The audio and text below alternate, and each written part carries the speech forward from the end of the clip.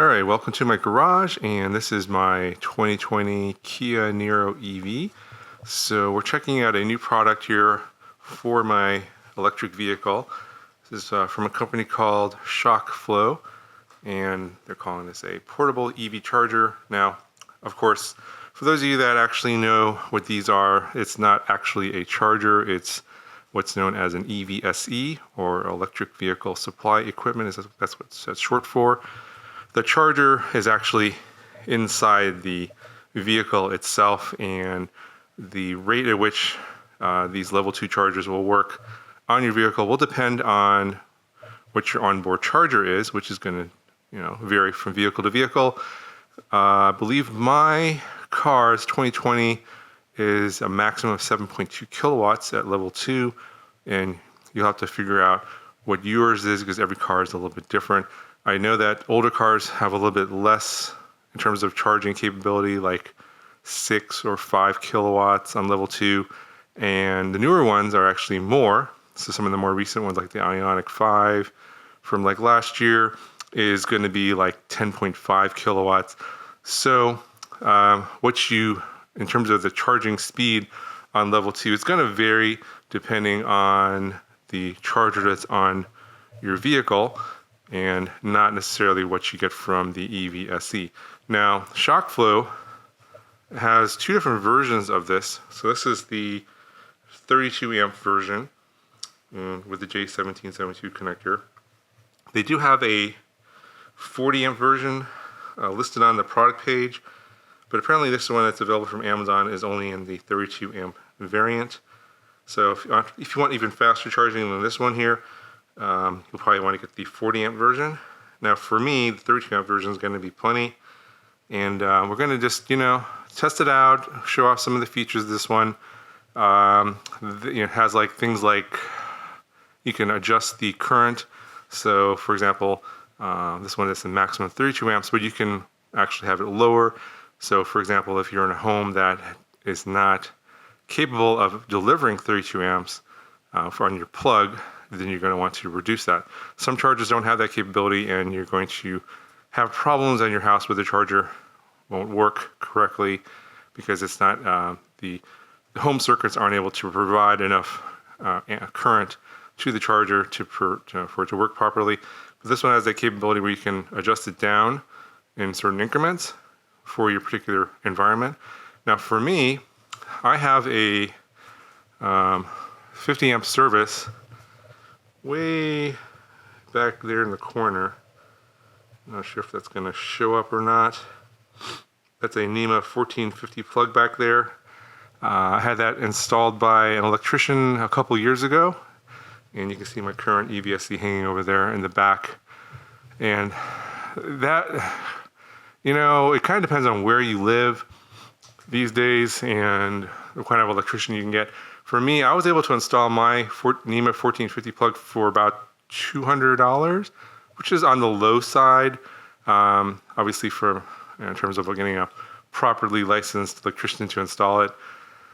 And they got to also make sure that sometimes there's zoning requirements or residential laws in your area in terms of what can be put into your house or not, depending upon the wiring and how old your house is. So your mileage may vary, and you're going to have to check your local laws to determine whether or not you can get that kind of plug installed.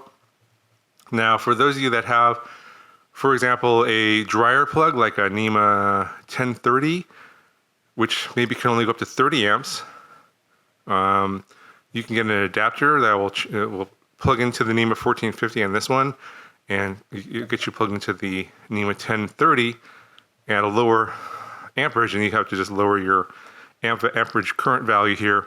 That's what I'll show you here in a second. And you can get level 2 service to your car with this charger on a different type of plug. All right, let's get everything out of the box here.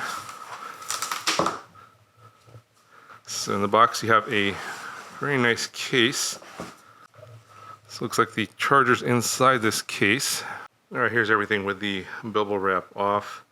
So we've got this wall mount with some screws. You can put this on your wall, and then the unit will slide into that. I'm not sure if I'm going to wall mount this or not, and I'll explain that why that is here in a second. So here's the unit itself. You have a button here in front to adjust the current, and then they have another feature here called delay. So in some cars you can schedule when you want charging to start, so you can plug it in and then it won't actually turn on the charger inside your car until a certain time. But on some older vehicles that's not available, and then this feature here allows you to adjust the scheduling in this unit here, so that when you plug it in, it won't actually start charging until the delay threshold is met. So that's kind of another nice feature. And then you have a little display, LCD display here. I'll show you that here in a second. Of course, you got your super long cable here, 6 meters, about 20 feet long. And then you have your J1772 connector. And of course, on this end, where you plug it into the wall, this is a traditional NEMA 1450 plug. So again, if you don't have a NEMA 1450 plug in your house, you may be able to use this with some adapters, but I would suggest you consult your local electrician as to what will work with your house, because everyone's situation is a little bit different. So for me, I have mine EVSE way back there, and the one I bought about 2 years ago had a 25-foot cable, because I had some limitations on where I could put the plug in my garage. And on my car, the charge port is in the front, so I needed a really long cable. So this one has a 25-foot cable. Not sure if you can see how it's run along here. I just have like some cable ties, and then the end is over here. So not sure if this one is going to be long enough to reach. We'll see here in a second. I'm going to just plug this one in, and then run the cable. See how probably I'm not going to permanently install it right now, but we'll see. It'll probably reach, but there might be some snags here. We'll figure that out here along the way. Also, I forgot to mention, nice manual, of course, for this, but this is fairly straightforward in terms of how to use it, and we'll demo that here, of course. And then we'll plug it in to the car. We'll see how much charge we can get in an hour in terms of how many miles I can add. Obviously, I'm going to go for the full 32 amps.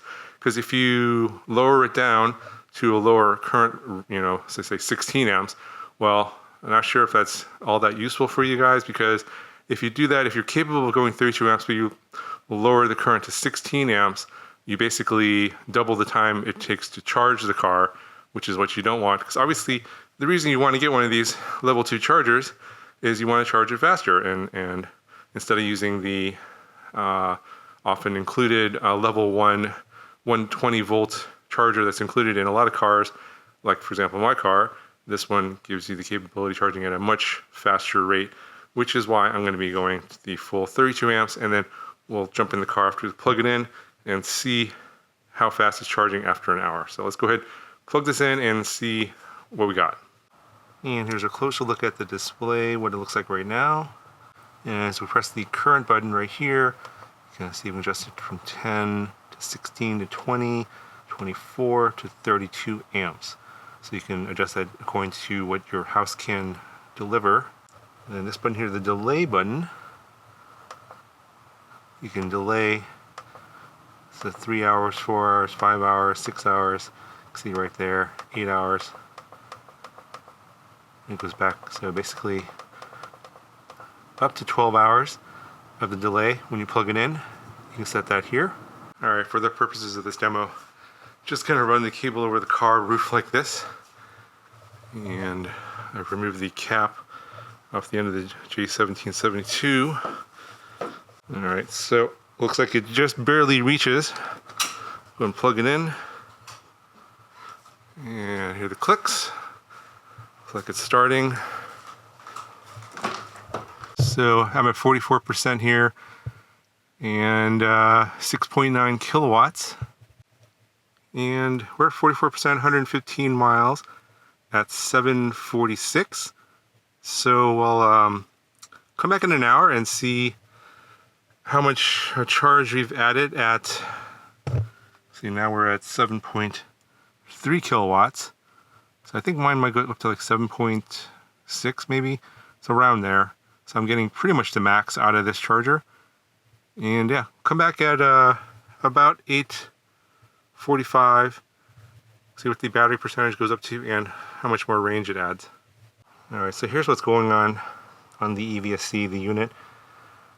And you can see it's active. It shows actually how many kilowatt hours have been delivered, so 0.2 so far. 7.4 kilowatts the rate, 31 amps. And it's been charging for about 2 minutes. Yeah, so some nice little stats here on the display. And keep track of your charging there. Of course, my vehicle also shows that on my dash as well. 1 hour later. So after about an hour, looks like the EVSE has delivered about 7.7 kilowatts. Shows the temperature there, 40 Celsius.